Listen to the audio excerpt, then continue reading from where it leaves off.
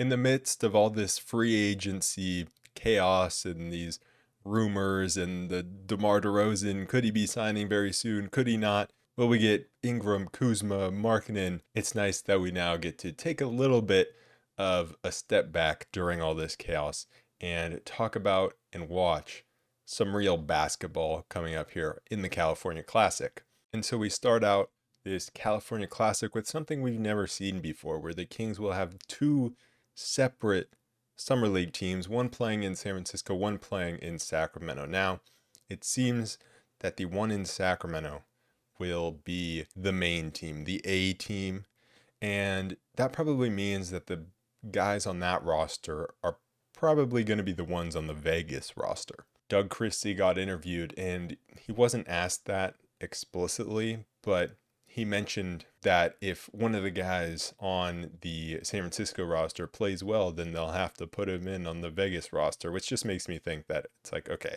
the Sacramento roster is going to be the one that has most of the main guys that will play in Vegas. Keon Ellis is playing in Summer League, and so kind of similar to what Keegan did last season. Obviously, Keon has had less NBA experience than Keegan did when he was playing in Summer League, and that's in terms of games played, because Keon obviously has had 2 years in the league now. But Keon gets a chance to kind of show that he's a level above these other players, and so I do wonder if he is going to do what Keegan did and just play in the California Classic and not go to Vegas. I'm not sure if that's the case, but it's a possibility. And you have Jordan Ford on the team that's going to play in San Francisco, so I wonder maybe Keon Ellis only plays the Cali Classic, and then Jordan Ford gets moved to the Vegas team, and so that's our point guard in Vegas. That's a possibility. Jordan Ford did not get another two-way contract after being on a two-way last season, and I think it just comes down to the fact that he's just too small. He's a good offensive player. He can shoot the three, he can play make a little bit, but he's just not elite enough at anything to justify his size on defense. And so instead we have some other two-way guys. And so, I don't know all the guys on the Summer League roster, and I barely know any of them on the one that's playing in San Francisco. But I want to go through the guys that are most important to the Kings. So the guys that are on the roster or have two-way contracts. And so going through those guys, we got Colby Jones and Keon Ellis, who are on the main roster playing in this. And we have Mason Jones, Isaac Jones, and Isaiah Crawford, who are the two-ways. Devin Carter, our 13th overall pick, unfortunately cannot play because of an injury. It would have been intriguing to see him play and definitely added to the excitement of Summer League, but it doesn't seem like it's going to be a long-term thing or anything to really worry about. And then a couple other interesting names on the Kings roster: Boogie Ellis from USC and Drew Timme, of course, from Gonzaga.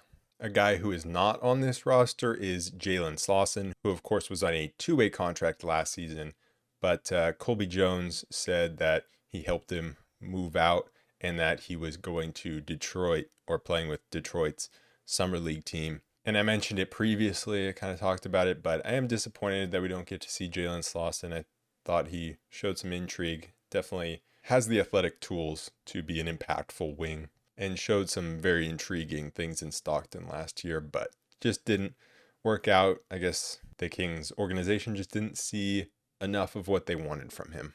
To me, I think the most interesting part of this Summer League is going to be watching the guards. And it would have been even more interesting if Devin Carter was on this roster.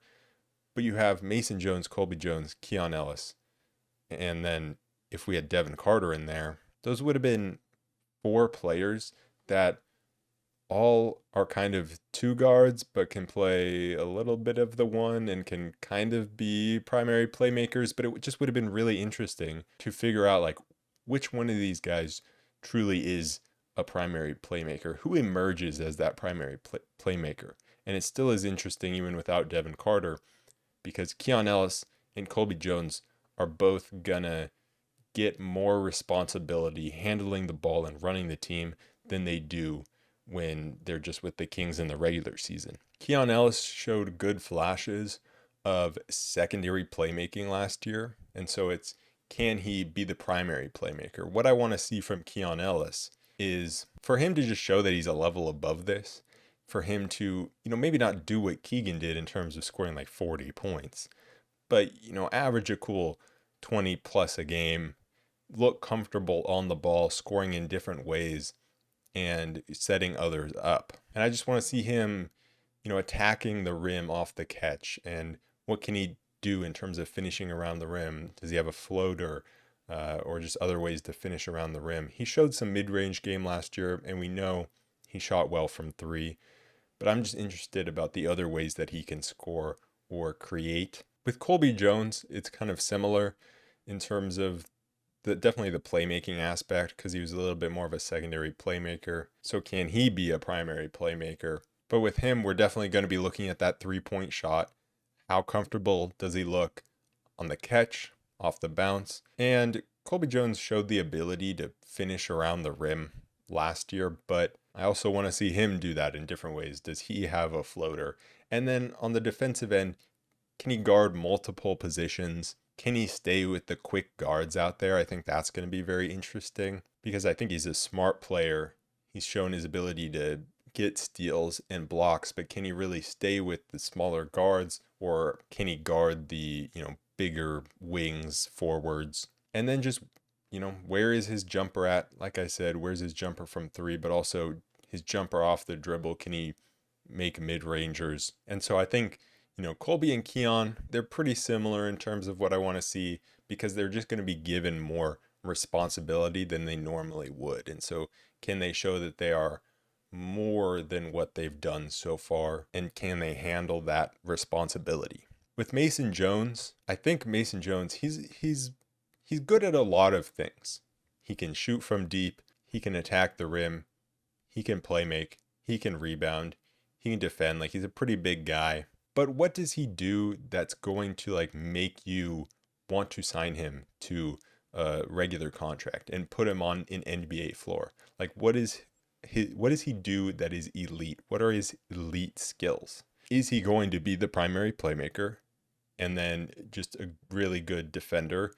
Is he going to be more of a 3-and-D guy, shooting whenever he has space, knocking down a good percentage, guarding multiple positions? What type of player is he going to be, or can he be in the NBA? He's an older player, he's 25 when it comes to Summer League. And so he needs to show that he can dominate, because he was putting up triple doubles in Stockton.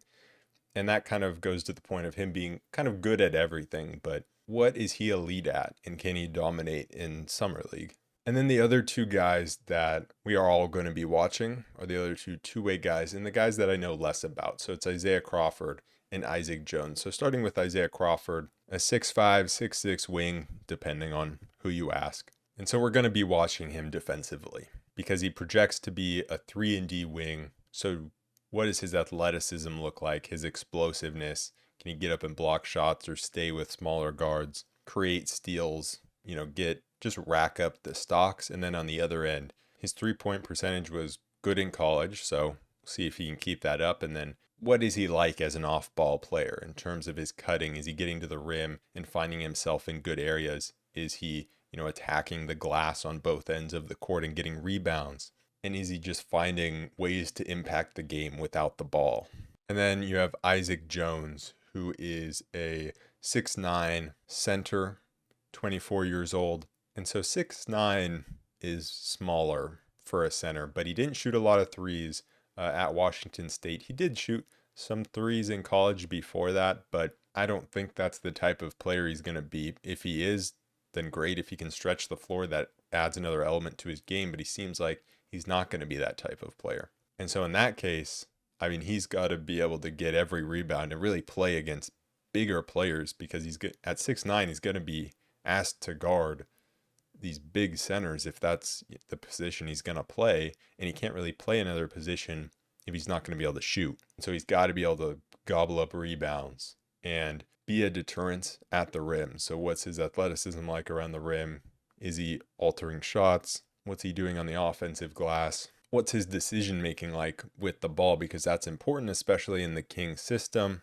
It's important for the bigs to be very smart with the ball, be able to operate in dribble handoffs. Because sure, Sabonis is going to be doing most of that, but then you look at Alex Len come in and he's a good dribble handoff player. And so, you don't need to be great. You don't need to make flashy passes or anything like that, but it's just be smart with the ball. And then is he a vertical threat on the offensive end? And just how is he able to score on the offensive end and make an impact through screening and off ball movement around the rim to get himself into good positions to receive a pass and score? I'm also excited to watch Drew Timme.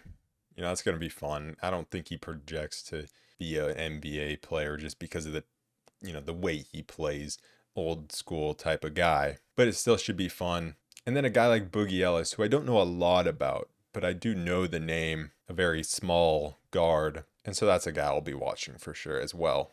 And then I was just, I was looking at the list, the other players. We got a guy from France. He played at J.A. Vichy, and he's a 6'6" forward, 200 pounds, and he was born in 2003. So he's 21. And so I'm just interested in that because, there are so many French players now. They're just all coming at once. Wemby, Sarr, Richesse, Solon. So I'm like, we need to get in on that. We need to get our French player. So Lucas Dufil. That's probably not how you say it, but I'm going to be looking out for him too.